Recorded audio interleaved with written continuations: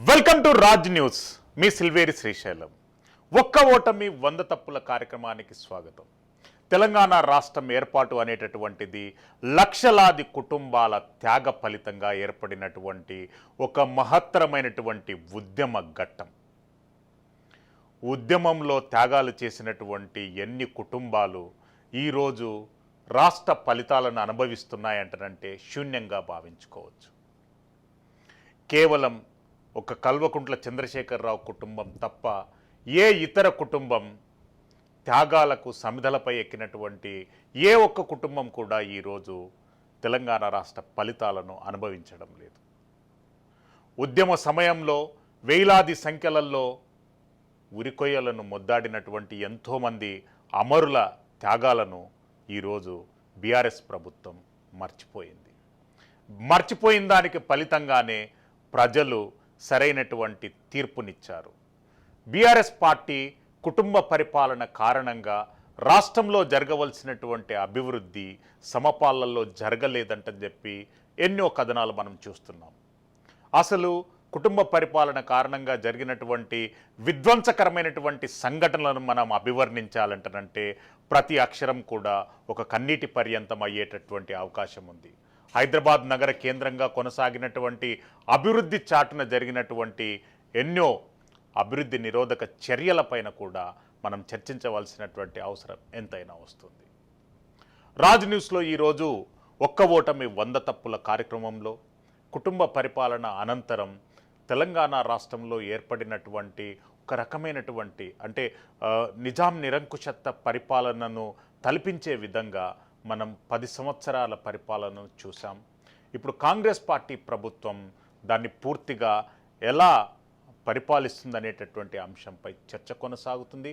మనతో పాటు senior political analyst and columnist economist doctor Pentapati Pullarao గారు లైవ్లో అందుబాటులో ఉంటారు. బండారు రామ్మోహన్ రావు గారు తొలి దశ మలి దశ 2 తెలంగాణ ఉద్యమాలలో ఆయన ప్రత్యక్షంగా పాల్గొన్నారు. అదేవిధంగా తెలంగాణ లోక్సత్తా ఉద్యమ సంస్థకు ఆయన ఫౌండర్గా పనిచేశారు. సీనియర్ జర్నలిస్టు, ప్రస్తుతం అడ్వకేట్గా కూడా ప్రాక్టీస్ చేస్తున్నారు బండారు రామ్మోహన్ రావు గారు. ఇందిరా శోభన్ గారు కాంగ్రెస్ పార్టీ సీనియర్ నాయకురాలు మనకు స్టూడియోలో అందుబాటులో ఉంటారు. మొట్టమొదటిగా పెంటపాటి పుల్లారావు గారు ఎట్లా స్పందిస్తారండి? తెలంగాణ రాష్ట్రం అనేటటువంటిది లక్షలాది కుటుంబాల త్యాగ ఫలితంగా ఏర్పడ్డటువంటి ఒక రాష్ట్రం. కానీ ఒక్క కుటుంబ పరిపాలననే మొత్తం అస్తవ్యస్తంగా పరిపాలన కొనసాగిందనేటటువంటి అభియోగాలు ఉన్నాయి. అభివృద్ధిని మేము పనంగా చూపిస్తున్నాం అనేటటువంటి అంశాన్ని బీఆర్ఎస్ పార్టీ ముందుకు తీసుకొస్తుంది. మీరు ఎట్లా కామెంట్ చేస్తారండి ఈ అంశం? ఒకటి, తెలంగాణకి ఒక అద్భుతమైన అడ్వాంటేజ్ భారతదేశంలో తమిళనాడు, మహారాష్ట్ర, ఢిల్లీ, కర్ణాటక ఈ అన్నిటికీ ఆటో పైలట్ మీద ఉన్నాయి. ఆటో పైలట్ అంటే ఏ ప్రభుత్వం ఉంచినా లేకపోయినా మొదలుకి వెళ్ళిపోతుంది. కర్ణాటక చూడండి, తమిళనాడు చూడండి, మహారాష్ట్ర అండ్ ఢిల్లీ రాజధాని అవటం వల్ల నార్త్ ఇండియాకి పెద్ద పట్టణం అవటం వల్ల నార్త్ ఇండియాలో ఇది ఆటోమేటిక్గా ఢిల్లీ పెరుగుతూ వస్తుంది. అలాగే హైదరాబాద్, తెలంగాణ కూడా మనం ప్రత్యేకంగా ఒక పార్టీ ఒక కుటుంబమే పార్టీ చేయగలదా అంటే కొద్దిగా నేను ఒప్పుకోను. అంటే సమాజం కూడా మీరు అన్నట్టుగా ఏమన్నా చెడ్డ జరిగిందంటే సమాజం కూడా దాంట్లో ఒక పార్టీ ఉన్నారు కదా, వాళ్ళు కూడా అందరూ కోఆపరేట్ చేశారు కదా. మీరు అన్న మాటకి కొంచెం వెయిట్ ఉంటే వాళ్ళు పార్టీ చేశారంటే మిగతా వాళ్ళంతా వాళ్ళతో కొలాబరేట్ చేశారు కదా. ఆ కొలాబరేటర్స్ అనే మాట అర్థం మీకు తెలుసు కదా. కొలాబరేటర్స్ అంటే చాలా తీవ్రమైన మాట. సో కొలాబరేషన్ ఉంటే పాడైపోయిందని మనం తీసుకోవచ్చు. కానీ నేను వాళ్ళ పొలిటికల్గా వాళ్ళకు వచ్చిన అవకాశం వాళ్ళు సరి చేసుకోలేదు. ఒక ప్రాంతీయ పార్టీ విశేషంగా తెలంగాణలో అధికారంలోకి వచ్చింది, అది రిటర్న్స్ చేశారు. చాలామంది ప్రాంతీయ పార్టీ అయిపోయింది అనుకుంటారు, కానీ అప్పుడే అవ్వదు. వాళ్ళు పూర్తిగా స్పాయిల్ చేస్తే కానీ అవ్వదు. ప్రాంతీయ పార్టీలు ఒకసారి వచ్చాక అలా కంటిన్యూ అవుతాయి. భారతదేశంలో మనకి ఈవేళ వరకు రికార్డులో ఎక్కడైనా చిన్న పార్టీలు ఏమైనా అయిపోయినాయి, కానీ దాదాపు టాప్ 50 పార్టీలు ప్రాంతీయ పార్టీలు తీసుకుంటే 50 సంవత్సరాలు అలా ఉన్నాయి. సో 3 విషయాలు మనం మళ్ళీ తీసుకురావచ్చు. హైదరాబాద్ తెలంగాణని అంత ఈజీగా ఎవరో స్పాయిల్ చేయలేరు. కొంచెం ప్రోగ్రెస్ ఇటు అటు చేయొచ్చు, ఆ అడ్మినిస్ట్రేషన్ పాస్ చేయొచ్చు, కానీ ఆర్థిక వ్యవస్థ ఎప్పుడు బాగుంటుంది కాబట్టి మొదలు వెళ్ళిపోతారు. అలాగే మిగతా పొలిటికల్ పార్టీస్ కూడా వాళ్ళు అవకాశాలు తీసుకున్నారు. ఈవేళ టీఆర్ఎస్కి చాలామంది కాంగ్రెస్ నాయకులు వాళ్ళు వెళ్ళిపోయారు, మళ్ళీ బయటకు వచ్చేసారు. సో అందువల్ల ఆ ఇన్స్టెబిలిటీ వస్తుందా ఫ్యూచర్లో, అది చూడాలి. మూడోది ఏంటంటే నేను చెప్పినట్టుగా ఇప్పుడు మీరు అన్న మాటకి నేను పెద్ద డిబేట్ తీసుకొచ్చి స్పాయిల్ చేశారు, స్పాయిల్ చేయలేదనే బదులు అంతే పార్టీలు అలా ఉంటాయి. అవి రిఫార్మ్ అవుతాయా, రిఫార్మ్ చేసుకుంటాయా, ప్రజలు ఎలా కోరుతారు, ఇంకో ప్రాంతీయ పార్టీ వస్తుంది, అది కుదరకపోతే అది మనం చూడాలి. తప్పకుండా ఫ్యూచర్ కొద్దిగా ఆ ఫ్యామిలీకి డార్క్గా ఉన్నది. వాళ్ళు ఎలా ఎదుర్కొంటారు, ఆ మాత్రం ఎబిలిటీ ఉన్నదా? చాలా పార్టీలు, ప్రాంతీయ పార్టీలు ఇలాంటి ఇబ్బందుల్లో పడి బయటకు వచ్చారు, సర్వైవ్ అవ్వారు. సో వాళ్ళ రియల్ మెటల్ ఏమన్నది ఇప్పుడు అది మనం చూడాలి. ఎస్, బండా రామ్మోహన్ రావు గారు, తెలంగాణ ఉద్యమంలో ప్రత్యక్షంగా మనం అందరం పాల్గొన్నాం. ఎన్నో ఉద్యమ కార్యక్రమాలలో కూడా అంటే త్యాగాలను ముందు పెట్టినటువంటి కుటుంబాలు కానీ, త్యాగాలను ముందుకు ఉన్నటువంటి ఏ కుటుంబం కానీ, ఏ ఉద్యమ నాయకులు కానీ ఈరోజు మనకు తెరపైన కనిపించడం లేదు. ఎందుకు? దానికి ఎవరిని ప్రశ్నించాలి, ఎవరిని మనం దాన్ని తప్పుపట్టాలి? మొదటగా శ్రీశైలం గారు, మీకు అట్లాగే ఇందిరా శోభన్ గారికి, పుల్లారావు గారికి నమస్కారం. మన రాజనీతి ప్రేక్షకులు కూడా తెలంగాణ ఉద్యమాన్ని చాలా మంది రకరకాల మన దృక్పథాన్ని బట్టి చూస్తున్నారు. మనం చూసే దృక్పథాన్ని బట్టి మనకు చిత్రం కనపడుతుంది. 52, 53లో జరిగిన ముల్కీ ఉద్యమం, నాన్ ముల్కీ ఉద్యమం కానీ, ముల్కీ ఉద్యమం కానీ, ఇడ్లీ సాంబార్ గోప్యాక్, చాలా మందికి ఇడ్లీ సాంబార్ గోప్యాక్ అంటే మనం ఏమనుకుంటామంటే ఆంధ్రులకు వ్యతిరేకంగా కాదు కదా, మదరాసీలకు వ్యతిరేకంగా అన్నాడు. మదరాసీలు 5,000 మంది వెల్లోడి అక్కడి నుంచి అధికారాన్ని తీసుకురావడం వల్ల వాళ్ళకు వ్యతిరేకంగా జరిగిన ఉద్యమం. తర్వాత 69 తొలిదేశ తెలంగాణ ఉద్యమం, జై తెలంగాణ ఉద్యమం. తర్వాత మలిదేశ 91లోని కేసీఆర్ ఉద్యమం ప్రారంభించకముందే 91లో మలిదేశ ఉద్యమం గద్దరు, బెల్లి లలిత వీళ్ళు ప్రారంభించారు. అనేక మంది మేధావులు, మన భువనగిరి సభలో కూడా నేను పాల్గొన్నాను. అట్లా చూసుకుంటే 2001లో టీఆర్ఎస్ పార్టీ పుట్టుక ఒక చరిత్ర అంటుంది. ఇప్పుడు ఈ మొత్తం మీద ఇవాళ నూతెల వడ్డని మీద 100 రాళ్ళు వేయొచ్చు, కానీ నా ఉద్దేశం ఏంటంటే ఉద్యమ స్ఫూర్తిని అర్థం చేసుకుంటే తెలంగాణను సెంటిమెంట్ గా చూసేవాళ్ళు కొందరు ఉన్నారు, అస్తిత్వ పోరాటంగా చూసేవాళ్ళు కొందరు ఉన్నారు. నేను అస్తిత్వ పోరాటం అంటున్నాను, సెంటిమెంట్ కాదు. చాలా మంది చాలా చీప్ గా మాట్లాడుతున్నారు. తెలంగాణ ఎందుకు తెచ్చుకున్నాం, వీళ్ళ కోసమే తెచ్చుకున్నావా అనే మాటలు మాట్లాడుతున్నారు. తెలంగాణ తెచ్చుకోవడానికి మన బీఆర్ఎస్ టీఆర్ఎస్ దుష్పరిపాలనకు సంబంధం లేదు. తెలంగాణ తెచ్చుకుని అందరం పోరాడి తెచ్చుకుందాం ఒక రాష్ట్రంగా అవతరించడానికి. దానికి చాలా నేపథ్యం ఉంది. అట్లాగే హైదరాబాద్ తెలంగాణ రాష్ట్రం దక్షిణ భారతదేశానికి ఒక gateway of South India ఓ రకంగా చెప్పాలంటే. మీరు ఎట్లా చేయండి, ఇది దాటకుండా కిందికి వెళ్ళాం ఇన్ని రాష్ట్రాలు ఏ రకంగా చూస్తున్నాం కూడా. కనుక అట్లా చూసుకుంటే మనకు ఈ తెలంగాణ అభివృద్ధి హైదరాబాద్ తో ముడిపడి ఉందంటే ఇవాళ కాదు కదా. చాలా మంది హైదరాబాద్ ను నేనే పెంచాను, మొన్నటి నేనే చేస్తాను, నేను చేస్తున్న హైదరాబాద్ వచ్చిందని మాట్లాడిన వాళ్ళు చాలా మంది ఉంటారు. 430 ఏళ్ల చరిత్ర హైదరాబాద్ మహానగరానికి, 430 ఏళ్ల చరిత్ర. దీనిలో అభివృద్ధి నిరంతర ప్రక్రియ అంటున్నాను. పార్టీలు వస్తాయి పోతాయి. ఇంతకుముందు పుల్లారావు గారు మంచి మాట చెప్పారు, పార్టీలు శాశ్వతం కాదు, ప్రభుత్వాలు శాశ్వతం. కనుక మనకు తెలంగాణకు ఎదిగే అవకాశం ఎప్పుడు ఉంది, ఇప్పుడు కాదు ఎప్పుడైనా ఉంది. అంటే ఒక రకంగా చెప్పాలంటే విశ్వనగరంగా తెలంగాణ, ముఖ్యంగా హైదరాబాద్ కంటే భాషలు అన్ని వచ్చు. ఓకే, హైదరాబాద్ అయితే ఒక రకంగా multi culture, multi national culture ఉంటుంది. ప్రపంచం కూడా ఎక్కడి నుంచి అయినా వచ్చినా ఇక్కడ బతకగలుగుతారు. నా మిత్రుడు లింటో గతంలో ఎన్నికల కమిషనర్ గా రాష్ట్రం కేంద్ర ఎన్నికల కమిషనర్ పనిచేసిన అస్సాం, కానీ హైదరాబాద్ ఇల్లు కట్టుకున్నారు, బ్రహ్మాండం ఇల్లు కట్టుకున్నారు. వాళ్ళకి 2 సార్లు వెళ్ళాను నేను. అందుకని నేను ఏమంటున్నానంటే హైదరాబాద్ నగరం అనేది ప్రపంచవ్యాప్తంగా ఎక్కడి వాళ్ళైనా ఆదరించే నగరం. ఇవాళ కాదు, ఆనాడు నిజాం కాలంలో కానీ, తర్వాత మనకు స్వాతంత్రం వచ్చిన తర్వాత. దీన్ని అర్థం చేసుకుంటే వాళ్ళ తెలంగాణ ఉద్యమాన్ని కానీ, తెలంగాణ ఉద్యమంలో హైదరాబాద్ పాత్రను కానీ చేయొచ్చు. నిన్న పుట్టినవాడు కూడా నేనేమో హైదరాబాద్ మొత్తం నేను డెవలప్ చేసిన అనే మాటలు మనం పక్కన పెడితే, హైదరాబాద్ నిరంతరంగా అభివృద్ధి చెందుతుంది, విశ్వనగరంగా అభివృద్ధి చెందుతుంది. దీనికి 2-3 అవకాశాలు ఎక్కువ ఉన్నాయి మిగతా నగరాల కంటే కూడా. మనకు తమిళనాడులో చెన్నై ఉంది, 3 దిక్కుల సముద్రం వరకు చెప్పాలంటే అటు ఇటు పోతే ఏమున్నా మరి అభివృద్ధి చెందడానికి కానీ వీటికి ప్లేస్ తక్కువ ఉంటుంది. బొంబాయి మహానగరం ఉన్న పూణే లాంటి పక్కనే పెద్ద నగరం ఉన్నది, పుల్లారావు తెలుసు. దానివల్ల బాంబేకి అవరోధం లేకుండా, ఢిల్లీకి అంతకంటే లేదు, ఎట్టయినా పోవచ్చు. అటు ఉత్తరప్రదేశ్, హర్యానా రాష్ట్రాల విస్తరించి శివారు ప్రాంతాలను ఇప్పుడు ఆ పరిశ్రమలన్నీ అక్కడే ఉన్నాయి. టెక్ పరిశ్రమ అంతా అక్కడే ఉంది. కలకత్తా ఒక సమస్య ఉంది. కలకత్తా వాళ్ళు మారరు, మరి మారనివ్వలేదు. ఆనాడు కాంగ్రెస్, తర్వాత కమ్యూనిస్టులు, ఇప్పుడేమో తృణమూల్ కాంగ్రెస్, వాళ్ళు మారరు. ఒక రకంగా చెప్పాలంటే వాళ్ళ సంస్కృతి మొత్తం దేశమంతా అమలు జరిగింది. వాళ్ళకి వా రాకపోతే మనం కూడా వా నేర్చుకోలేదు, బా అన్నాం, ఇవన్నీ ఉన్నాయి. కనుక ఇవాళ తెలంగాణ అభివృద్ధి టీఆర్ఎస్ తోనో ఈ కాంగ్రెస్ తోనో ముడిపడి లేదని నేను అంటున్నాను. నిరంతర ప్రక్రియ అభివృద్ధి జరుగుతూనే ఉంది. ఏ ప్రభుత్వాలు వచ్చినా ఇది ఆగదని నేను అంటున్నాను. అందుకనే గతంలో ఈ 10 ఏళ్లలో విధ్వంసం జరిగింది కనుక ఏమి జరగదని కాంగ్రెస్ వాళ్ళు ఆరోపించరా, ఈ కాంగ్రెస్ వచ్చింది కనుక అంతా పోయిందని వాళ్ళు ఆరోపిస్తున్నా తప్పు అంటున్నాను నేను. ఎందుకంటే గ్లాసులో సగం నీళ్లు ఉన్నాయి, సగం నీళ్లు లేవు. ఈ రెండు నిజమే. ఎప్పుడు అభివృద్ధిలో సాచురేటెడ్ పాయింట్ చేరుకోలేవు. ఒకనాడు కాలిబాట, తర్వాత మట్టి రోడ్ అవుతుంది, తర్వాత దాన్ని కంకర రోడ్డుగా మార్చుకుంటాం, తర్వాత సింగిల్ లేన్ తార్ రోడ్ అవుతుంది. ఇవాళ జాతీయ సంస్కృతి చూసుకుంటే, జాతీయ రహదారుల సంస్థ చూసుకుంటే 8 లైన్లు 12 లైన్ల రోడ్లను నిర్మించుకుంటున్నాం. అందుకని నిరంతర ప్రక్రియ అభివృద్ధిని ఒక ప్రభుత్వం వచ్చి ఆపలేదు, ఒక ప్రభుత్వం వచ్చి మొత్తం నిరోధించలేదు. అది అర్థం చేసుకోవాలి. ఇక రాజకీయాలంట ఎప్పటికీ ఉంటాయి.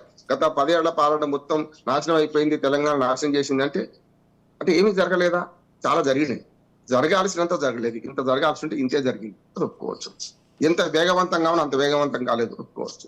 ఇప్పుడు కాంగ్రెస్ రాగానే మొత్తం అయిపోద్దా, ఇది కూడా తప్పే అంటున్నాను. వీళ్ళు బీఆర్ఎస్ వాళ్ళు ఆరోపణ చేస్తున్నారు. ఈ రెండు సమతుల్యత చేసుకుంటూ కొన్ని ప్రజా జీవితం ప్రభుత్వాలతో ముడిపడి తప్పుకుంటుంది. ఎంత తక్కువ ప్రమేయం ప్రభుత్వం అనేది, ఎంత ప్రజల జీవితాలు ఎంత తక్కువ ప్రమేయం జరుగుతుందో అంత మంచి ప్రభుత్వాలు, ఎంత ఎక్కువ కల్పించుకుంటుందో అంత దుర్మార్గం ప్రభుత్వాలు. అంటే ప్రజా జీవితంలో ప్రభుత్వాల పాత్ర తక్కువ కావాలి, ప్రజా జీవితంలో ప్రజల పాత్ర ఎక్కువ కావాలి, అప్పుడు అభివృద్ధి చెందుతుంది.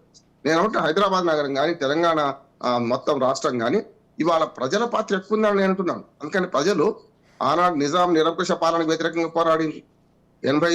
69లో జై తెలంగాణ ఉద్యమంలో పోరాడిండ్రు.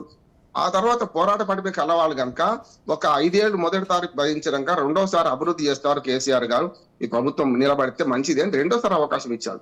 ఆంధ్రప్రదేశ్ లాగా మొదటిసారికి ఊరుకోలే. రెండోసారి అవకాశం ఇచ్చినప్పుడు చాలా దుర్మార్గమైన పనులు చేశారు కేసీఆర్. ఆయన అహంకారము, అట్లాగే ఆశ్రిత పక్షపాతము, కుటుంబ పాలన, అవినీతి, ఈ 4 అంశాలు బాగా పనిచేసింది. మొదటిసారి 5 ఏళ్లలో ఏదైతే జరగాల్సిందో జరిగే క్రమంలో ప్రజలు ఏమన్నారంటే ఈ 5 ఏళ్లలో జరిగింది తక్కువ, ఇంకా వచ్చే 5 ఏళ్ళ అవకాశం ఇస్తే మంచి అభివృద్ధి చేస్తారని ఆశించారు. తప్పు కాదు. రెండోసారి అవకాశం ఇవ్వడానికి ఇప్పుడు మొదటి ఒక 5 ఏళ్ళు అనేది శ్రీశైలం గారు సరిపోదు. ఎప్పుడు అభివృద్ధికి కొలమానం 5 ఏళ్ళు పనికిరాదు, సరిపోదు. ఇంకో 5 ఏళ్ల అవకాశం ఇచ్చినప్పుడు ఈ రెండో 5 ఏళ్ల అవకాశాన్ని చాలా దుర్వినియోగం చేసిన ప్రభుత్వంగా కేసీఆర్ గారి పాలన చూడొచ్చు మనం. అంటే ఎవరిని కలవకపోవడం, ఎవరి మాట వినకపోవడం, సలహాలు పాటించకపోవడం. ఇవాళ కేసీఆర్ దుస్థితికి ఒక మాట చెప్పి ముగిస్తాను శ్రీశైలం గారు. కేసీఆర్ దయనీయమైన దుస్థితికి కారణం ఏంటంటే ఆయన చేసుకున్నంత అనే, అందుకనే ఆయన చేసుకున్నాడు, దాన్ని అనుభవించక తప్పదు. అందుకని ధర్మదాత సినిమాలో నాగేశ్వరరావు గారు పాట పాడతారు, ఎవరి కోసం ఎవరున్నారు పొండి రాపోండి, నా కాలం కర్మం కలిసి వస్తేనే రండి అని. ఆ పాట ఇప్పుడు మనకు ఫామోజులో పాడుకుంటున్నాను.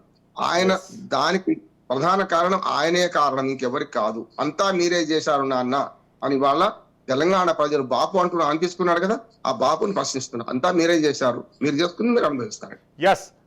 పెంటపాటి పుల్లారావు గారు, నేను ముందడిగిన ప్రశ్నకు మీరు కన్విన్స్ కాలేదని మీ ఆన్సర్తో నాకు అర్థమైంది. అంటే నేను కూడా మీ వాదనను ఏకీభవిస్తాను. కానీ టెలిఫోన్ ట్యాపింగ్ వ్యవహారం అనేటటువంటిది బీఆర్ఎస్ పార్టీ చీకటి కోణాన్ని ఒక్కసారిగా ఆవిష్కరించింది. దేశవ్యాప్తంగా మీరు గత 4 దశాబ్దాల నుండి ఎన్నో రాజకీయాలను చూస్తుంటారు. టెలిఫోన్ ట్యాపింగ్ అనేటటువంటిది జస్ట్ టార్గెటింగ్ ద ప్రత్యర్థులు ఎలాంటి స్టెప్స్ చేస్తున్నారు, దేశద్రోహులు ఎలాంటి ముప్పు వాటిల్లిస్తున్నారు అనేటటువంటి అంశాలకే పరిమితమైనటువంటి టెలిఫోన్ ట్యాపింగ్ భార్యాభర్తల గొడవల మధ్యకు కూడా తీసుకొచ్చినటువంటి వైనం భారతదేశ చరిత్రలో కేవలం మనకు తెలంగాణ రాష్ట్రంలోనే కనిపించింది. మరి దీన్ని ఎట్లా మీరు పాయింట్అవుట్ చేస్తారు? చాలా సీరియస్ అఫేర్ టెలిఫోన్ ట్యాపింగ్. తప్పకుండా మనం ఎవరు ఆర్డర్ ఇచ్చినా పోలీసు ఇలాంటి పని చేస్తున్నారంటే మనం వెంటనే సీరియస్ యాక్షన్ తీసుకోవాలి. కానీ మిమ్మల్ని ప్రశ్న అడుగుతున్నా, మిగతా రాష్ట్రాల్లో చేస్తున్నారు కదా, అది దొరకలేదు. సెంట్రల్ గవర్నమెంట్ చేస్తుంది కదా, దొరకట్లేదు.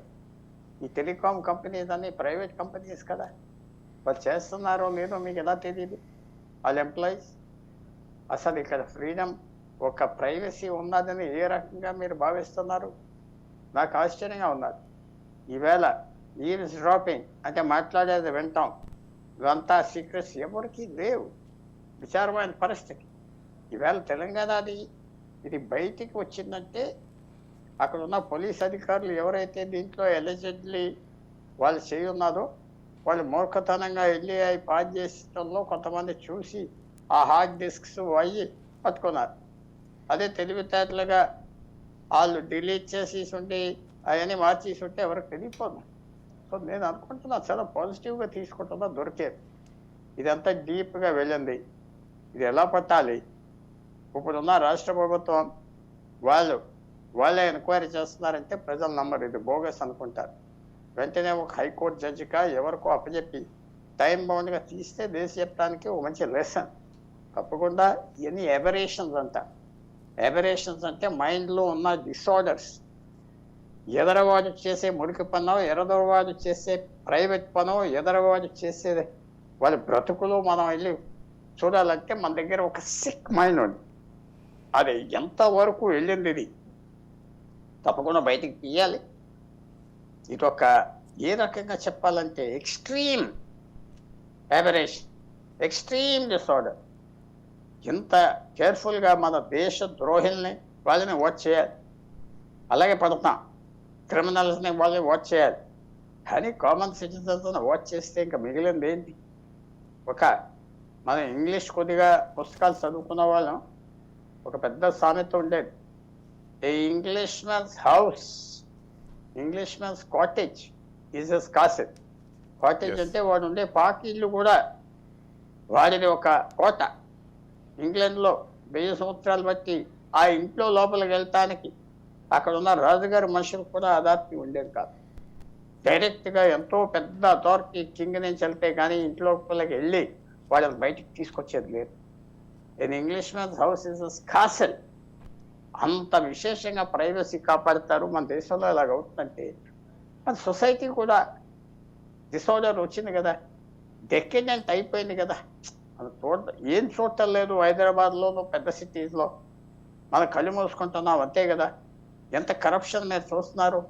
మీరు ఇవేళ ఏదో ఫోన్ ట్యాపింగ్ అని మీరు చాలా ఆశ్చర్యమైన వాయిస్, ఒక టెరిఫైయింగ్ వాయిస్తో మీరు మాట్లాడుతున్నారు.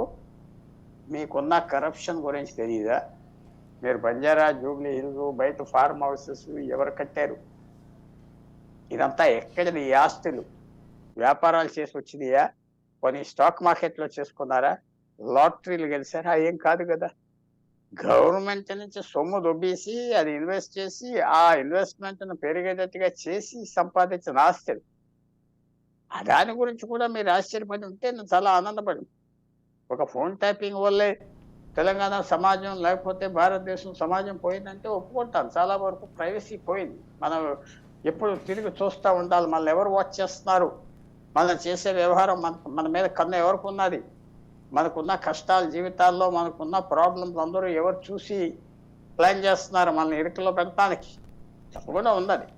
కానీ మిగతా ఎలాగా?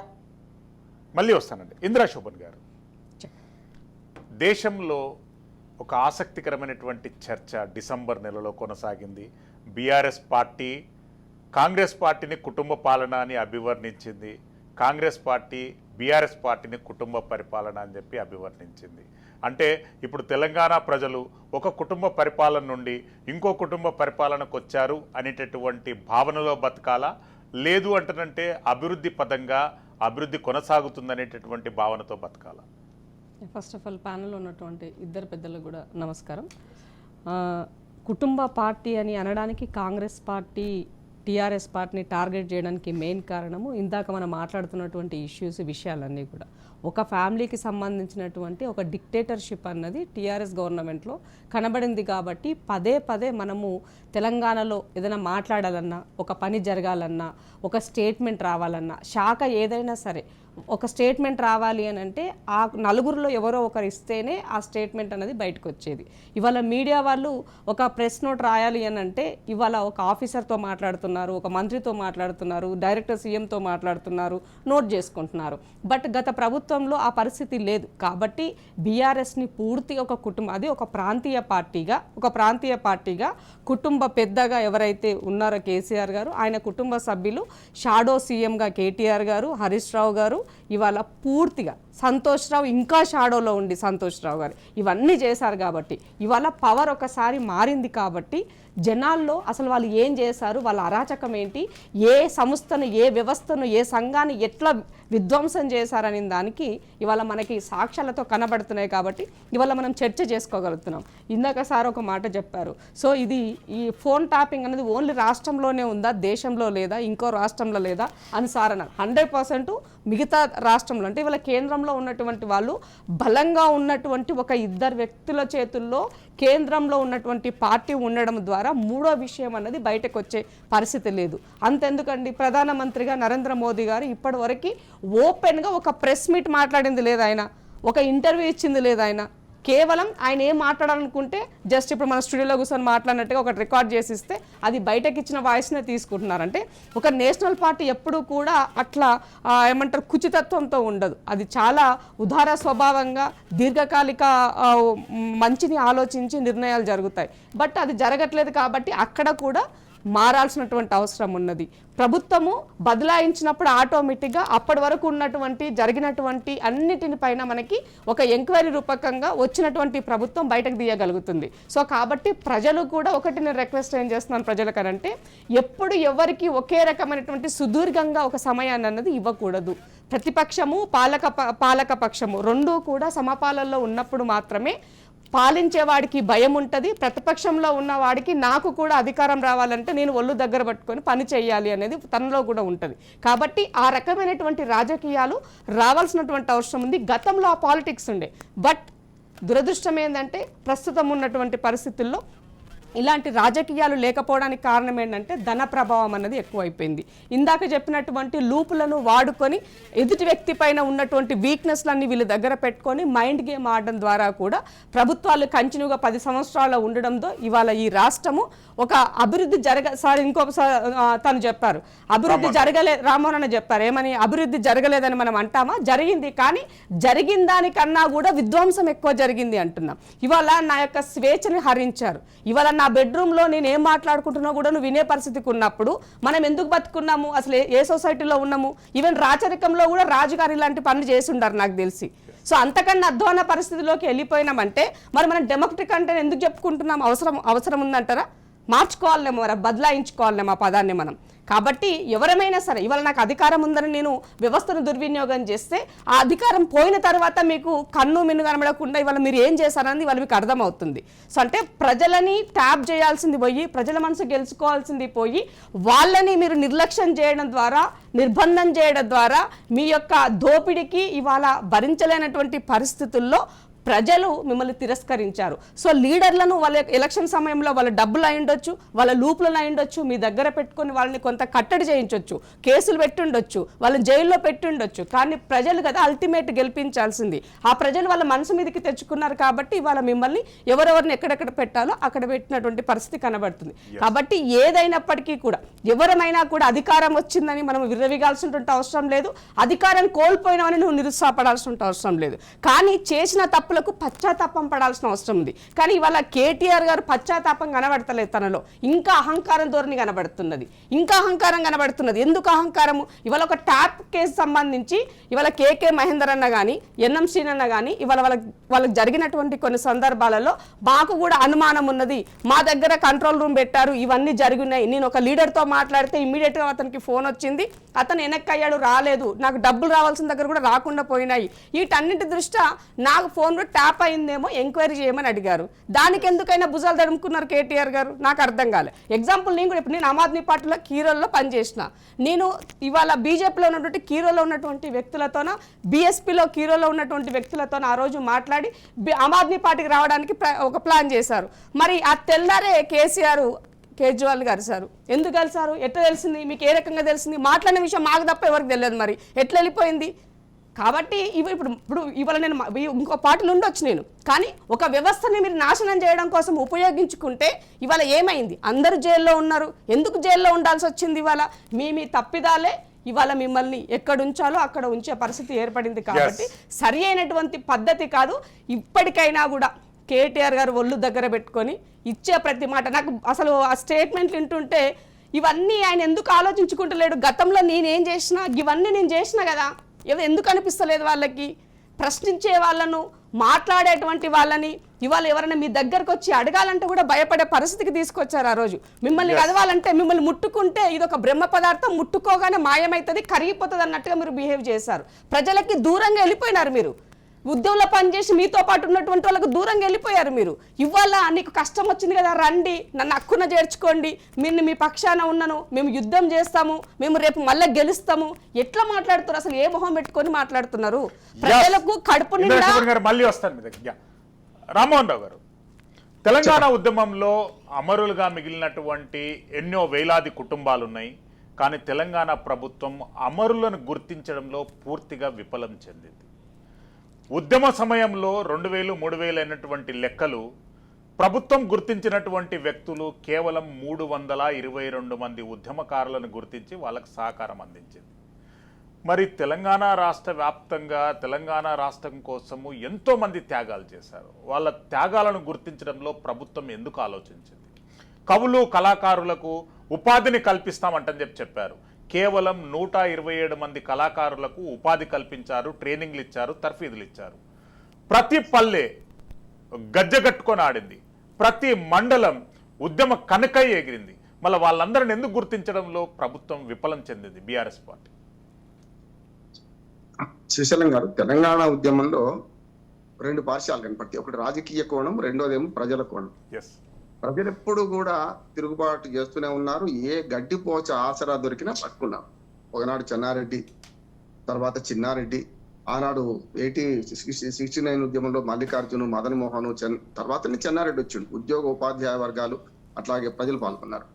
తర్వాత నా ఉద్దేశం ఏంటంటే, ఈ ఉద్యమంలో నేను ఒకటి రాజకీయం చేయదలుచుకోలేదు. ఎందుకంటే చాలా మంది అమరుడని ఆత్మహత్యలు చేసుకున్న వాళ్ళను ఒక రకంగా చెప్పాలంటే మనము దీన్ని రాజకీయ సమస్యగా మార్చమంటున్నాం. ఎప్పుడు కూడా ఆత్మహత్యలు పరిష్కారం కావచ్చు, రైతులు కావచ్చు, దీన్ని కావచ్చు, నాయకులు చచ్చిపోతే గుండెపోటుతో ఆ రోజు పరిస్థితులు అట్లా వచ్చినాయి రామ్మోహన్ గారు.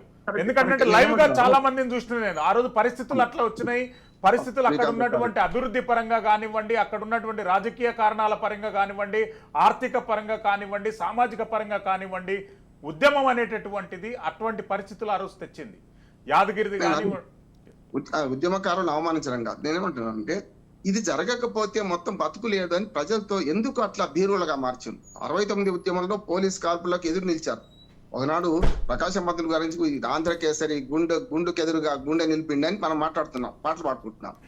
అటువంటి సమాజాన్ని ఆనాడు సమ్మక్క సారక్క వాళ్ళు కాకతీయుల మీద తిరుగుబాటు చేసినా కూడా, ఆ తర్వాత సాయుధ రైతాంగ పోరాటంలో ప్రజలు తిరుగుబాటు చేసి దొరలను, భూస్వాములను చంపిన విషయం చూసుకుంటే, వీళ్ళను 69 ఉద్యమంలో కూడా గుండుకు ఎదురుగా గుండె నిలిపిన ప్రజల్ని ఎందుకు బీరువులుగా మార్చడం మనం అంటున్నాం. రాజకీయ కోణం అంటున్నాను. ఈ రాజకీయం పూర్తిగా ప్రజలను బీరువులుగా మార్చింది. అందుకని శ్రీకాంతాచారి గారు నుంచి మొదలు పెడితే ఒక 1250 మంది వాళ్ళు ఆత్మహత్యలు చేసుకున్నా వాళ్ళ గురించి మనం ఎంత తక్కువ మాట్లాడితే అంత మంచిది. ఎందుకంటే ఆత్మహత్యలు ప్రేరేపణ జరుగుతుంది అంటున్నాడు. ఇది కరెక్ట్ కాదు. వాళ్ళను ఉద్యోగాలు శంకరమ్మ గారికి మనకు ఎమ్మెల్సీ ఇస్తే అయిపోయినట్టేనా ఆత్మశాంతిస్తుందా? శ్రీకాంతాచారి రాజకీయ కోణం ఆలోచించారు. రెండోది ఎక్కడ జరిగిందంటే, కేసీఆర్ గారు చేసిన తప్పేందంటే, ఉద్యమకారులను గుర్తించడంలో జాతీయోద్యమం నుంచి మొదలు పెడితే మీరు చూడండి, బాగా తెలుసు, జాతీయోద్యమం అంటే కేవలం ఉత్తర భారతదేశం వాళ్ళు చేసింది లెక్క. ఆనాడు తెలంగాణ సాయుధ రైతాంగ పోరాటంలో చేసిన జాతీయ పోరాటాన్ని నిజాం మీద చేసిన బ్రిటిష్ వాళ్ళు మీద చేయలేదని ప్రభుత్వం పక్కన పెట్టింది. విద్యాసాగర్ రావు గారు, బీజేపీ విద్యాసాగర్ రావు గారు హోంశాఖ మినిస్టర్ అయిన తర్వాత అప్పుడు వెలుగులోకి వచ్చింది, జాతీయ పోరాటంలో ఇది భాగమే, ఎవడు ఎదురుంటే వాడిని పోరాడినాము. నిజాం కూడా బ్రిటిష్ ప్రభుత్వం కాకపోయినా నిజాం మీద పోరాటాన్ని కూడా జాతీయ పోరాటం గుర్తించింది ఎప్పుడు? 86 తర్వాత కదా. నేనేమంటున్నానంటే, ఇది ఎప్పుడైనా సరే ఉద్యమకారులకు అన్యాయం జరిగింది, చాలాసార్లు జరిగింది, ఇక్కడ కూడా జరిగింది, దాన్ని ఎవ్వరు కాదండి. ప్రభుత్వంలోకి వచ్చినాక వాళ్ళ హక్కులను తెలుసుకొని వాళ్ళ సంఖ్య ఎంత ఉందో దాన్ని గుర్తించి చేయాల్సిన బాధ్యత ఈ ప్రభుత్వం ఉండే, గత ప్రభుత్వం ఉండే. కానీ ఏం చేసిండ్రు వాళ్ళంటే, 300-350 మంది అధికారిగా గుర్తించిండ్రు, పోయిండ్రు. చాలా మంది రెండు ఉంటాయి. ఇప్పుడు దొంగతనం చేసి జైలుకు పోయిన వాడు కూడా స్వాతంత్ర సమర యోధులు పింఛను పొందిన వాళ్ళు కూడా ఉన్నారు. కానీ 99 మంది మంచి వాళ్ళని అవమానించడం కాదుగా, ఒక్కడు దొంగ కావచ్చు, కానీ 100 మందిని తీసుకున్నారు అప్పుడు. అందుకని నేనేమంటున్నానంటే, కేసీఆర్ గారు చేసిన పెద్ద పొరపాటు ఏంటంటే, మొదటి 5 ఏళ్లలో ఏదైతే కొంచెం మంచి చేసిండో, తర్వాత చూసుకుంటే మెల్లమెల్లగా తన ఉద్యమకాలను దూరం పెట్టడం, కోదండరామ్ గారు లాంటి వాళ్ళని పక్కన పెట్టడం, తనకు పోటీ వస్తారనుకున్న వాళ్ళ చాలా మందిని ఆయన దూరం పెట్టడంతో పాటు వాళ్ళు అణిచివేసిండు. వాళ్ళ కోదండరామ్ గారి ఈ ఇల్లు తలుపులు బద్దలు కొట్టేప్పుడే నేను ప్రశ్నించాను, ఎట్లా ఉంటుంది, ప్రజాస్వామ్యంలో ఉన్నావా లేకపోతే రాచరికంలో ఉన్నావా, దుర్మార్గం నియంత్రణతో పాలనలో ఉన్నామా అని. ఒక మనిషిని నిరోధించడానికి ఇంత పెద్ద ఎత్తున చర్య తీసుకోవాలన్నా, ఇందిరా పార్క్ దగ్గర ధర్నా చౌకను రద్దు చేసినప్పుడు కూడా పోరాడినా మనం అందరం, మీకు తెలుసు. కానీ నేను ఏమంటున్నానంటే ప్రజాస్వామ్యంలో ఉన్నప్పుడు ప్రజల ఆలోచనను గౌరవించాలి. ఇంతకుముందు టెలిఫోన్ ట్యాపింగ్ వచ్చినప్పుడు ఒక మాట చెప్తున్నాను, గతంలో ఇందిరా శోభన్ గారు మాట అన్నారు, గతంలో రాచరికంలో ఉండేదా అంటే నిజంగా ఉన్నది, కానీ దాన్ని మంచి కోసం ఉపయోగించుకున్నాం. ఉదాహరణకు రామరాజ్యం అంటాం, రామరాజ్యంలో కూడా గూఢచర్య ఉన్నది. ఆయన చాకలి ఆయన మాటలు తీసుకొని తన భార్యను విడిచిపెట్టిండు, అది కరెక్ట్ అని నేను అంటలేను, కానీ దాన్ని మంచి తీసుకున్నాడు. తన భార్య మీద ఏం ఆరోపణ చేసిండు అని రాముడు గ్రహించి రామరాజ్యంలో తన భార్యను త్యజించిండు, అడవులకు పంపిండు. నేనేమంటున్నాను, అదే చాకలాయన చంపేయచ్చు కదా, ఆ చాకలాయన కొట్టవచ్చు కదా, అది చేయలేదు. ఇప్పుడు ఈ ప్రభుత్వం అది చేసింది అంటున్నాను. అంటే రాజ్యం బాధ్యత ఏంటంటే 3 ఉంటాయి మన శ్రీశైలం గారు. ఒకటి, ప్రజల ధన మాన ప్రాణ, ఈ 3 రక్షణ చేయాలి. మానవ అనేది ఉన్నది, అందుకని గోప్యత అనేది మానవానికి సంబంధించిన అంశం. దాన్ని విధ్వంసం చేసిన వాళ్ళు ఉన్నారు. ఇక పుల్లారావు గారు పూర్తిగా ఎక్కువిస్తున్నారు. ఎందుకంటే దేశంలో ఇవాళ రాష్ట్ర ప్రభుత్వాల సమాఖ్య స్ఫూర్తిని నాశనం చేస్తూ బీజేపీ చేస్తున్నది ఏంటంటే, తనకు ఇష్టం లేని రాష్ట్రాలలో గూఢచర్య నిర్వహిస్తున్నది, పెద్ద ఎత్తున సమాఖ్య స్ఫూర్తిని రద్దు చేస్తున్నది. అది బయట వాళ్ళు, ఎందుకంటే వాళ్ళు కేంద్ర ప్రభుత్వంలో ఉన్నారు కదా, బయటపడతలేదు. రాష్ట్ర ప్రభుత్వంలో పాలేగాళ్ళుగా ఉంటారు వీళ్ళందరూ కూడా. ఒక రకంగా ఇప్పుడు జగన్మోహన్ రెడ్డి ఉన్నారు, రాష్ట్ర ప్రభుత్వానికి కేంద్ర ప్రభుత్వానికి సఖ్యత ఉండి ఆయనకు బీజేపీకి సఖ్యత ఉంటే ఏం చేయరు. ఇప్పుడు జగన్మోహన్ రెడ్డి గారు జైల్లో కూర్చునే వాళ్ళు కదా ఇవాళ. అందుకని నేనేమంటున్నానంటే ఈ గోప్యత విషయంలో ఆనాడు ఈనాడు రాష్ట్ర ప్రభుత్వాలు అది రాజ్యం కావచ్చు, రాచరికం కావచ్చు, నియంతృత్వం కావచ్చు, ఇవాళ ప్రజాస్వామ్యం కావచ్చు, వీళ్ళు చేస్తున్న పని అదే. చేసే క్రమంలో ప్రజల అభిప్రాయాలు మలుచుకొని మంచి అభిప్రాయాలను తీసుకొని చెడ్డ అభిప్రాయాలు ఉంటే దాన్ని సవరించుకునే ప్రయత్నం చేస్తే మంచి పాలన. గూఢచర్యం లేకుండా ఏ ప్రభుత్వాలు ఉండవు. కానీ వీళ్ళు చేసిన పని ఏంటంటే ప్రజల జీవితాల్లో, ముఖ్యంగా మనకు కుటుంబ వ్యవస్థలో కుటుంబ జీవితాల్లో కూడా కల్పించుకున్నారు. ఒక్కసారి మీరు అవకాశం ఇచ్చినప్పుడు ఏం చేస్తారు, కత్తికి 2 బదుల వైపుల పదవి ఉంటుంది. శ్రీశైలం గారు, కేసీఆర్ గారు అనుకుంది ఏంది, ప్రతిపక్షాల మీద ఆయుధాన్ని ప్రయోగిస్తాం అనుకున్నారు. తీరా ఏమైంది తెలుసా, ఒక దశలో తనకు అది పనికొచ్చింది, తన వాళ్ళ మీద కూడా హరీష్ రావుతో సహా దీని బాధితులే అంటున్నారు. వీళ్ళు నిందితులైనప్పుడేమో అంటే వాళ్ళు చేసినప్పుడేమో కాళ్ళు ఎత్తుకుంటున్నారు, వాళ్ళకి బలైనప్పుడు వాళ్ళు కాళ్ళను దించుకుంటున్నారు. ఇప్పుడు అది జరుగుతుంది అదే.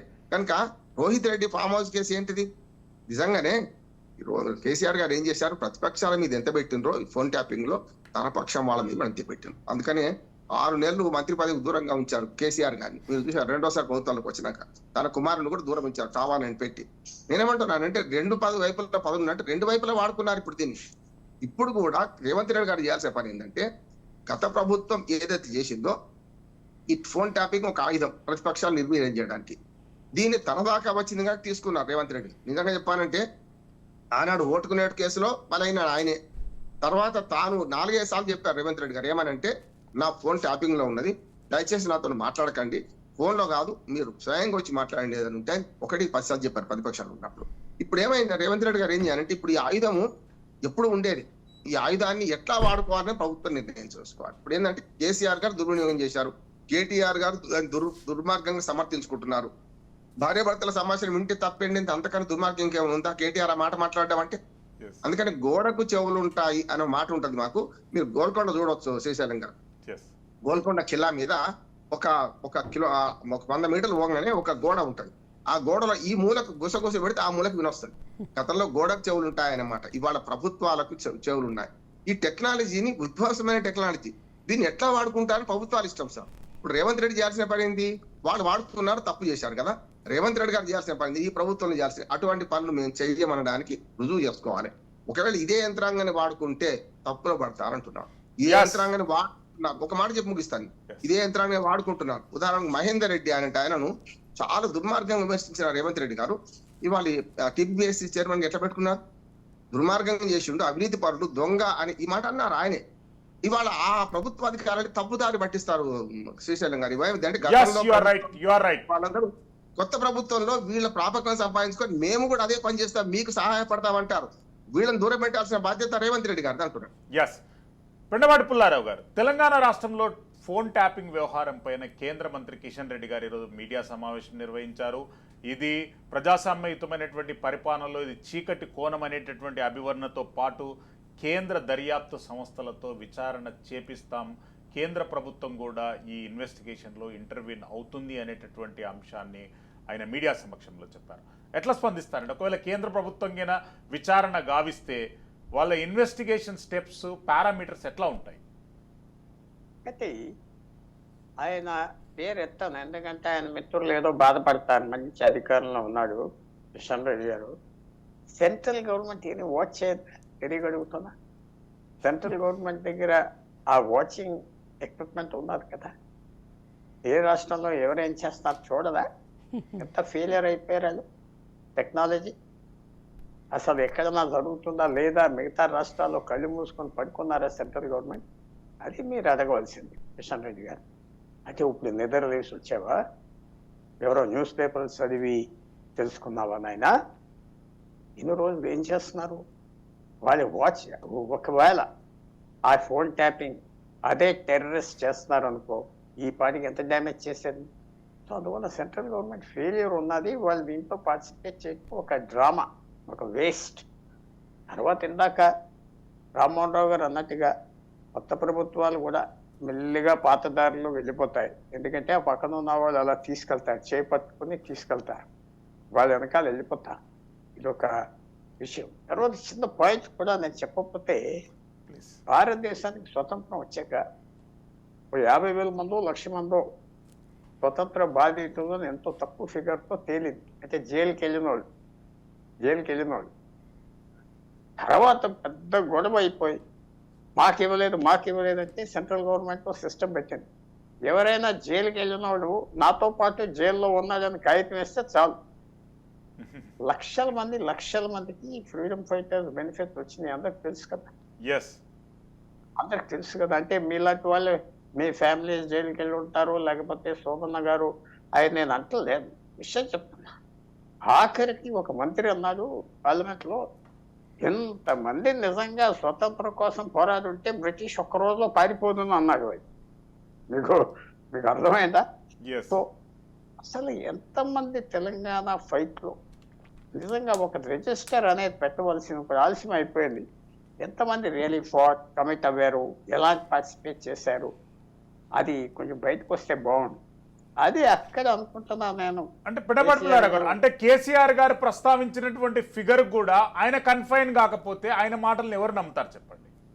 ఆయన ఒక ఫిగర్ అన్నాడు, ఇంతమంది అమరవీరులు అయ్యారు, ఇంతమంది త్యాగాలు అయ్యారు అంటే చెప్పారు. కనీసం వాళ్ళనన్నా ఖాతరు చేస్తే అయిపోయేది కదా. అదైతే అది కొంచెం సిస్టమాటిక్ గా చేయలేదు.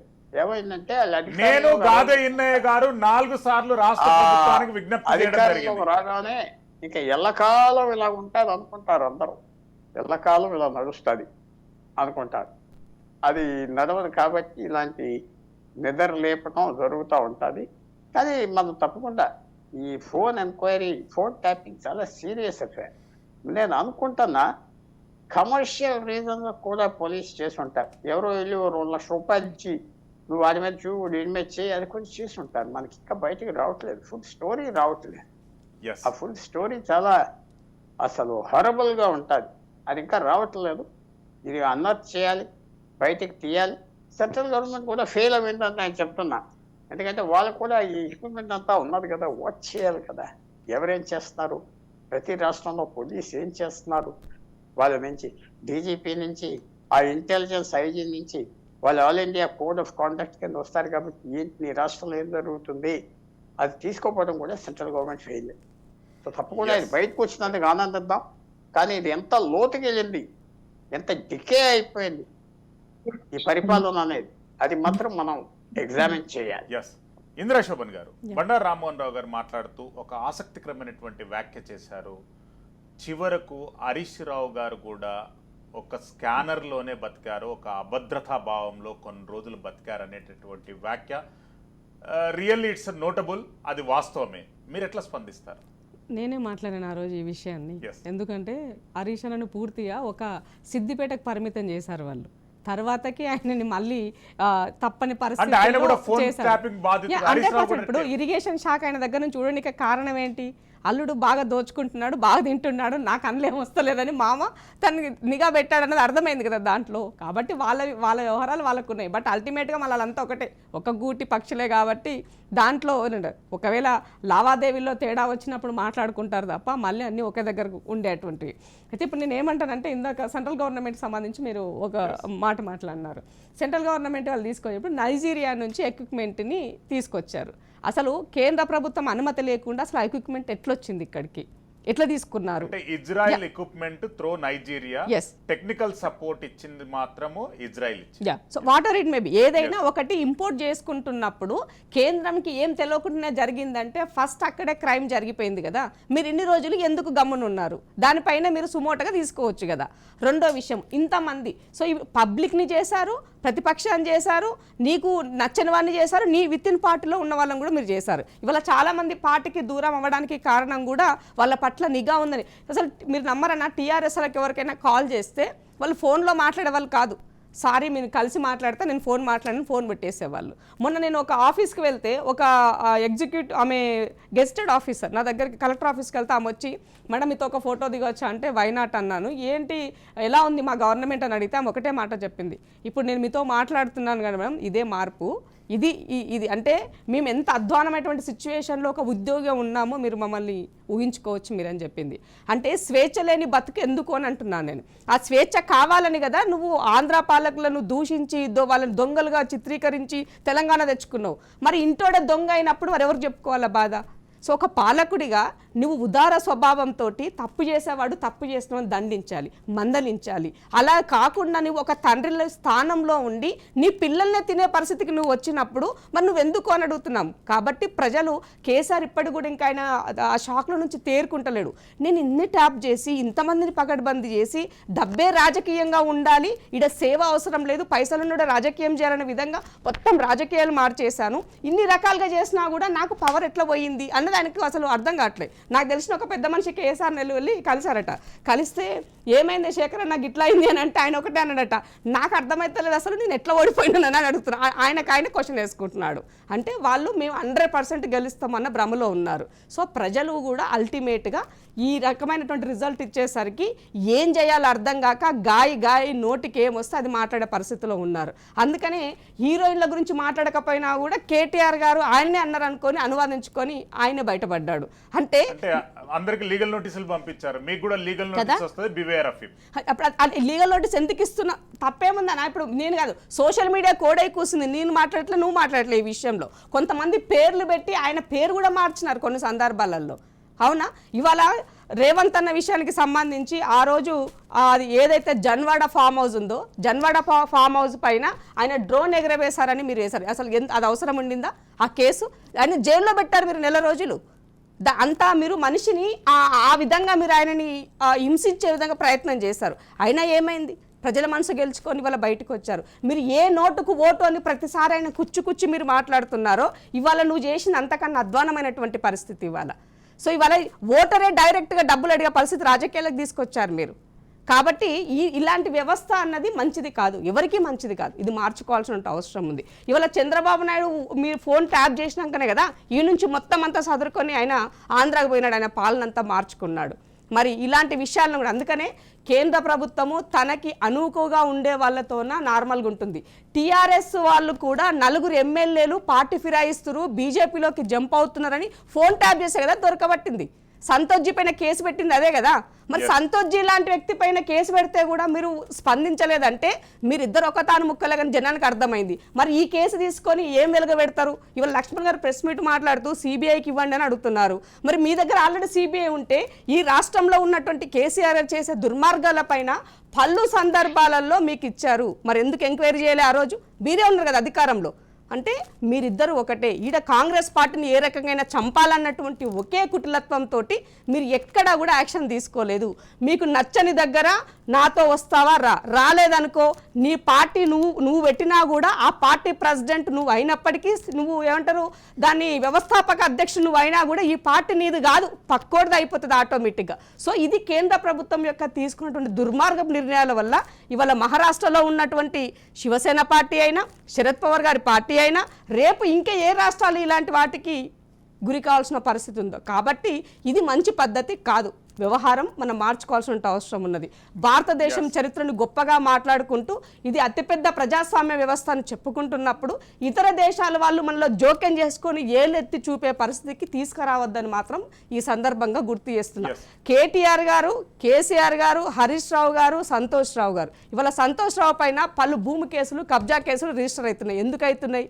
నాకు 4 ఫోన్లు వచ్చాయి మొన్న, మేడం సంతోష్ రావు పైన ఇవన్నీ ఉన్నాయి, మీకు చిట్టా తెచ్చిస్తా, మీరు మాట్లాడండి అని చెప్తారు. మీరు హాట్ లైన్ కింద ఒకటి ఏర్పాటు చేయండి, కొన్ని లక్షల్లో కాల్స్ వస్తాయి. ఇప్పుడు ధరణి బాధితులు ఎంతమంది అన్నా రోజుకొకరు బయటకు వచ్చి మాట్లాడుతున్నారు. ఇవాళ ట్యాప్ ఇది ఎప్పుడైతే ఫోన్ ట్యాపింగ్ బయటకు వచ్చిందో డీజీపీని ఎంతమంది కలిసారు వెళ్ళి? అంటే మీకు నచ్చని వాడు, మీకు డబ్బులు ఇవ్వని వాడు, మీకు లొంగని వాడు ఎవడన్నా ఉంటే వాడిని లొంగ తీసుకోవడం కోసం నీకు నచ్చిన అన్ని చేసావు, అన్ని క్రియలు చేసావు. ఇవాళ మాత్రము నేను సచ్చీలుణ్ణి, నేను చాలా బ్రహ్మాండంగా బయటకు వస్తాను, నేను బ్రహ్మాండంగా నేను పాలిస్తాను, నేను మీతో ఉన్నాను అని చెప్తే ఎవరు నమ్మే పరిస్థితి ఉన్నారు చెప్పండి. పెండపాటి పుల్లారావు గారు, బీఆర్ఎస్ పార్టీ భవితవ్యం ఏ రకంగా ఉండబోతుంది? బండారు రామ్మోహన్ రావు గారు, భారత రాష్ట్ర సమితి భవితవ్యం ఏ రకంగా ఉండబోతుంది? ఇప్పుడున్నటువంటి పరిస్థితులలో ప్రజలలో వ్యతిరేకత భావం అనేటటువంటిది తారాస్థాయిలో కొనసాగుతుంది. అందులో ఉన్నటువంటి పార్టీ నాయకులు కూడా నాది నాయకత్వాన్ని వ్యతిరేకిస్తున్నటువంటి పరిస్థితులు మనం స్పష్టంగా చూస్తున్నాం. పార్టీ ఖాళీ అయ్యేటటువంటి పరిస్థితులు మనకు ఆసనమై ఈరోజు 12 మంది బీఆర్ఎస్ సిట్టింగ్ ఎమ్మెల్యేలు రాష్ట్ర ముఖ్యమంత్రిని కలవడానికి అపాయింట్మెంట్ కూడా అడిగినటువంటి పరిస్థితి ఎట్లా ఉండబోతుంది? శత్రుశేషం, రుణశేషం ఈ రెండు లేకుండా చూసుకుందామని కేసీఆర్ ప్రయత్నం చేశారు. ఇది తప్పు. ఎందుకంటే ఎప్పుడు కూడా నిర్మాణాత్మక ప్రతిపక్షం ఉండాల్సిందే, ఉంటేనే బాగుంటుంది. నెహ్రూ గారు ఏనాడో తాను అధికారంలో ఉన్న 17 సంవత్సరాల అధికారంలో ఉన్నప్పుడు తనను ప్రశ్నించేవారు కమ్యూనిస్టులు మాత్రమే ఉండేవాళ్ళు. అప్పుడు లేకపోతే కూడా తాను చేసిన పనుల గురించి తానే వ్యాసాలు రాసుకునేవాడు. అంటే నిర్మాణాత్మక ప్రతిపక్షంగా కొన్ని పనులు ఆయనకే తెలుసు, ఆయన చేసిన తప్పులేందో రాసుకునేవాడు. అట్లా లేదు. కేసీఆర్ గారు చేసిన పెద్ద పొరపాటు ఏంటంటే కాంగ్రెస్ ను చంపడానికి ప్రయత్నం చేసి 2 సార్లు టీపీసీసీని విలీనం చేసుకొని పార్టీ ఏది పొమ్మన్నాడు, బుకాయించింది. ఏమైంది? కాళోజీ నారాయణరావు గారు అనేది కరెక్ట్ అయింది. ఏమైందంటే పరాయివాడు మనం దోస్తే పొలిమేర దాకా తలిమి కొడదాం, మనవాడే మనం దోచుకుంటే ఇక్కడనే పాతి పెడదామన్నారు. ప్రజలు ఆ పని చేయి, ప్రజలు ఇక్కడనే పాతి పెడతాం నిన్న. ఇది భవిష్యత్ అంటారా? ఇప్పుడు ఈ ఫిరాయింపులు ఇవన్నీ ఒక పార్టీని మొత్తం నిర్మూలించలేవు. గతంలో కాంగ్రెస్ పని ఖతం అయిపోయింది అని వీళ్ళే అన్నారు కదా. చాలా మంది ప్రజలు నమ్మించే ప్రయత్నం చేసింది కదా. కాదు, కాంగ్రెస్ పోతే బీజేపీ లేచింది, బీజేపీ పోతే కాంగ్రెస్ లేచింది. వాళ్ళ కాంగ్రెస్ పార్టీ అధికారంలోకి వచ్చింది 10 ఏళ్ల తర్వాత. అందుకనే కాంగ్రెస్ పార్టీ, కాంగ్రెస్ గడ్డి అంట, వయ్యారు భామ చెట్ల కాంగ్రెస్ గడ్డి అనే పేరు. కాంగ్రెస్ పార్టీ మొత్తం దేశంలో అయిపోయింది అంటున్నారు. తప్పు అంటున్నాను. ఆనాటి నుంచి ఈనాటి దాకా నేనేమంటున్నానంటే కాంగ్రెస్ పార్టీ పూర్తిగా చచ్చిపోదు. ఓ ఇందిరాగాంధీ కుటుంబమో లేకుంటే సోనియా గాంధీ కుటుంబమో వీళ్ళు పాలించినంత కాలం ఉంటుందని తప్పు. కాంగ్రెస్ పార్టీకి ఎప్పుడు ఉంటది, ఉప్పు నీళ్ళ సముద్రం లాంటిది ఎప్పుడైనా. కానీ ఇక్కడ ఏమవుతుందంటే ప్రాంతీయ పార్టీలకు కొన్ని పరిమితులు ఉంటాయి శ్రీశైలంక. ఎందుకంటే ప్రాంతీయ పార్టీలు పరిమితులు ఉంటాయి. ఎందుకంటే దేశవ్యాప్తంగా విస్తరించలేవు. ఏ రాష్ట్రంలో ఆ రాష్ట్రంలో ఉండాల్సి వస్తుంది. బీఆర్ఎస్ లాగా సాహసాలు చేయకపోతే ఏమైందో చూసినాం మనము. బీఆర్ఎస్ పేరు మీద కాకుండా వేరే పేరు మీద జాతీయ పార్టీ పెట్టుకుంటే ఎవడొద్దు కాదని లేదు, పెట్టుకోవచ్చు, నష్టమేం లేదు. చాలా పార్టీ జాతీయ పార్టీగా పేరున్నాయి, అవి ప్రాంతీయానికి పరిమితమైనవి. కనుక ఇవాళ బీఆర్ఎస్ కూడా చచ్చిపోద్దని నేను అంటలేను, ఆ మాట అంటలేదు. ఎందుకంటలేనంటే బీఆర్ఎస్ కూడా చచ్చిపోదు. కుటుంబ పాలన అంతమొందించుకొని రేపు పొద్దున నిజంగా నిర్మాణాత్మక ప్రతిపక్షం 39 సీట్లు ఇచ్చినప్పుడు ఉంటే ఈ పరిస్థితి రాకపోయేది. దానికి కారణం ఏంటంటే తెప్పలుగా చెరువు నిండిన కప్పలు 10,000 వచ్చు గదరా సుమిత అన్నట్టు ఇవాళ ఎవరైతే బీఆర్ఎస్ ఎమ్మెల్యేలు గెలిచిండ్రో అధికారంలో ఉంటే తప్ప మాకు సాధ్యం కాదు అనే పరిస్థితి ఎవరు కల్పించారు? కేసీఆర్ కాదు కదా. ఇప్పుడు మిగతా వాళ్ళందరూ మేము అభివృద్ధి కోసం చేరుతున్నామని కాంగ్రెస్ ఎమ్మెల్యేలు ఉన్నారు. నేను అదే అన్నాను, మీరు తాడి చెట్టు కింద కూర్చొని దూడ గడ్డి కోసం అని మాట్లాడుతున్నారు. తప్పు. అభివృద్ధి అనేది రెండో అంశం, మీ పర్సనల్ అనేది మొదటి అంశం అంటున్నాడు. అందుకని ఎమ్మెల్యేలుగా ఉన్న, ప్రతిపక్షంలో ఉన్న, అధికార పక్షంలో ఉన్న సమంగా అధికారం మనకు ప్రోటోకాల్ లభిస్తుంది అని అన్నప్పుడు ఏం కాదు. గతంలో 4 కలిసినప్పుడు కూడా ఏమన్నారు, మా ప్రోటోకాల్ లభించలేదంగా పోయి మాట్లాడుకొచ్చినాం అంటున్నారు. అట్లా కాదు. రేవంత్ రెడ్డి గారు ఒక్క తప్పు చేయకుంటే బాగుంటుంది అంటున్నారు. ఆయన అధికారంలోకి వచ్చే ముందు ఏమన్నారంటే తన అంతకుముందు 2 సార్లు టీఎల్సీపీ విలీనమైంది కాంగ్రెస్ పార్టీ. కనుక ఆయన ఏమన్నాడు, బాండ్ రాసి ఇవ్వండి, ఎవరైనా మా వాళ్ళు కనుక గెలిచి తప్పుదారి బట్టి టీఆర్ఎస్ పోతే వాళ్ళ చెప్పుతో కొట్టి ఊరేగించాలన్నాడు. అట్లాగే అధికారం రాగానే ఇంకొక మంచి మాట చెప్పారు, మేము ఫిరాయింపులు ప్రోత్సహించామన్నారు. ఈ మాట మీద నిలబడితే బాగుంటుంది. మేమంటే వీళ్ళని రక్షించడానికి అంటలేదు, వీళ్ళు దుర్మార్గులు ఇవాళ పోతారు. ఇవాళ ఎంపీలు ఇంతమంది చేస్తే 2 పార్టీలు జాతీయ పార్టీలు డొల్లదాన్ని బయటపడుతున్నాయి కదా, వీళ్ళకే టికెట్లు ఇచ్చారు కదా. దారాన్ని నాగేంద్రకి ఎట్లా టికెట్ ఇస్తారు, సీతారాం నాయక్ ఏమో అక్కడ ఎట్లా టికెట్ ఇస్తారు. వాళ్ళు సీతారాం నాయక్ గారు మంచోడే కాదంటలేదు నేను, కానీ పార్టీ మారగానే టికెట్లు ఎట్టిచ్చారు. 4 వాడు 4 వీళ్ళకి ఇచ్చిన, 5 6 ఇచ్చిండ్రు వీళ్ళందరూ ఒక్కొక్కరు ఓ పార్టీ. అందుకని వీళ్ళు తెలుసుకోవాల్సింది ఏంటంటే నిన్నటిదాకా బీఆర్ఎస్ ఎమ్మెల్యేలు బీఆర్ఎస్ ఎంపీలు దొంగలు లంగలని విమర్శించిన వీళ్ళే వాళ్ళను పార్టీలో చేర్చుకోగానే సచ్చరితులు ఎట్లయింది, వాళ్ళకి ఎంపీ సీట్లు ఎమ్మెల్యే సీట్లు ఎట్లా ఇస్తున్నారని నేను అంటున్నాను. ఎంపీ ఎలక్షన్స్ ఇస్తున్నారు. దీన్ని కేసు మనకు రేవంత్ రెడ్డి గారు తన మాట కొంచెం అర్థం చేసుకొని వాళ్ళని చెప్పులతో కొట్టమని ఆయన చెప్పినప్పుడు గడియం శ్రీహరిని వీళ్ళని చేర్చుకోవద్దు కదా అని నేను అంటున్నాను. కేకేని కూడా చేర్చుకోవద్దు కదా, తీర్థయాత్రలకు పరిమితమైన రాజకీయాలు కేకే గారు అన్న మాట చాలా తప్పు అంటున్నాను. ఇంద్రశోభన్ గారు, గత ప్రభుత్వం చేసినటువంటి వైఫల్యాలను ఈ ప్రభుత్వం మళ్ళీ తిప్పి చేయొద్దు అంటారంటే మీరు ఎలాంటి అష్యూరెన్స్ ప్రజలకు ఇవ్వబోతున్నారు? ఇప్పుడు 40 ఫిరాయించాలి రావాలి అని చెప్పేసి రేవంత్ అన్న కోరుకోలే వాస్తవానికి. ఎందుకంటే లాస్ట్ టైం చాలా సఫర్ అయ్యాం. కాంగ్రెస్కి ఓటు వేయాలంటే వీళ్ళకి ఓటేస్తే పార్టీ మారుతారు అనేది చాలా పెద్దగా ఎస్టాబ్లిష్ చేశారు జనాలల్లో. కాబట్టి బీజేపీ ఎంతసేపు అదే వాడుకుంది కూడా లైన్. కాబట్టి అలాంటి పొరపాటు చేయొద్దు అనుకున్నారు. బట్ గెలిచిన తర్వాత మాకు స్థానాలు ఎడ్జ్లో రావడం ద్వారా ఊ అంటే బీజేపీ వాళ్ళు మాట్లాడతారు, టీఆర్ఎస్ వాళ్ళు మాట్లాడతారు. మీ ప్రభుత్వం కూలిపోతుంది, మీ ప్రభుత్వం కూలిపోతుంది అంటే మరి అమ్మేవాడు కొనేవాడు మన రాష్ట్రంలో ఉంది అన్నది ఒక సిస్టాన్ని డెవలప్ చేశారు లాస్ట్ టైం. కాబట్టి రాజకీయాలంటే కోట్ల రూపాయలు వెచ్చించాలి, కోట్ల రూపాయలు ఖర్చు పెట్టాలి, మళ్ళీ తిరిగి వాటిని సంపాదించాలి అనేటువంటి ఒక పరిస్థితి కొనసాగుతుంది. సో ఈ నేపథ్యంలో ఒకవేళ ఎవడైనా కక్కుర్తిపడి అటు ఇటు అయితే గవర్నమెంట్ పరిస్థితి ఏముంటుందని ఆలోచించారేమో. మరి ఒక ముఖ్యమంత్రి స్థాయిలో కాపాడుకోవడం బాధ్యత కూడా వాళ్ళ ఆయన పైన ఉన్నది, పీసీసీ ప్రెసిడెంట్గా అట్ ద సేమ్ టైం ఒక ముఖ్యమంత్రిగా. కాబట్టి ఈ సుస్థిరమైనటువంటి ప్రభుత్వం ఉండాలన్నా, ప్రజలకి ఇచ్చినటువంటి హామీలు నెరవేరాలన్నా కూడా ఇవాళ కేసీఆర్ అహంకారం తగ్గాలన్నా, మానసికంగా ఆయన కొంత చేసిన తప్పును తెలుసుకోవాలన్నా ఇది అవసరమని అనుకున్నట్టుంది. అందుకని చెప్పేసి ఈ మధ్యకాలంలోనే వస్తామన్నటువంటి వాళ్ళని తీసుకోవడం జరిగింది తప్ప ఎవరిని కూడా బలవంతంగా మీరు వాళ్ళలాగా లూపులు చూపించి నువ్వు రాకపోతే కేసు పెడతా, నువ్వు రాకపోతే నీ పని ఇది చెయ్యను, ఈ టైప్ ఆఫ్ సిస్టమ్ ఇంకా కాంగ్రెస్లో అది లేదు. రేవంత్ అన్న పార్టీలకు అతీతంగా వచ్చినటువంటి వాళ్ళకి పనులు చేస్తున్నారు, మాట్లాడుతున్నారు, స్వేచ్ఛగా కలవమని కూడా తెలియజేస్తున్నారు. కానీ నేను వచ్చి చేరుతాను అన్నప్పుడు వద్దని చెప్పడాన్ని రైట్ మనకు లేదు. కాబట్టి చేరుతున్నారు. చేరినటువంటి వాళ్ళకి టికెట్ ఇవ్వడము అనే దానికి మరి ఇప్పుడు జరుగుతున్నటువంటి పార్లమెంట్ ఎన్నికల దృష్ట్యా గెలిపే పరమావధిగా అనే విషయంలో నిర్ణయం తీసుకుంటున్నారేమని నాకు అనిపిస్తుంది. ఎందుకంటే ఈ విషయంలో నేను డిస్కషన్ చేయలేదు, నాకు పూర్తిగా దాని గురించి ఐడియా లేదు. నేను పార్టీ లైన్లో ఉండాలి కాబట్టి పార్టీ లైన్ దాటి ఒక నిమిషం అవతలకి రమ్మంటే అది కరెక్ట్ కాదంట. కానీ పార్టీ లైన్లో నేను చెప్పాలి కాబట్టి ఒక పార్టీ అధినేతగా తను తీసుకున్నటువంటి నిర్ణయాన్ని నేను స్వాగతించాను.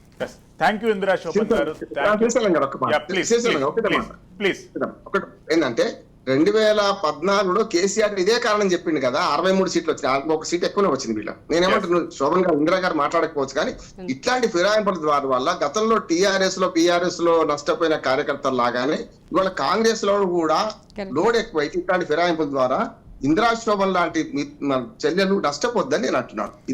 మాట్లాడలేదు. థ్యాంక్ యూ రామ్మోహన్ రావు గారు, థ్యాంక్ యూ ఇందిరా శోభన్ గారు. అదేవిధంగా డాక్టర్ పెంటపాటి పుల్లారావు గారికి కూడా ధన్యవాదాలు తెలియజేస్తున్నాం.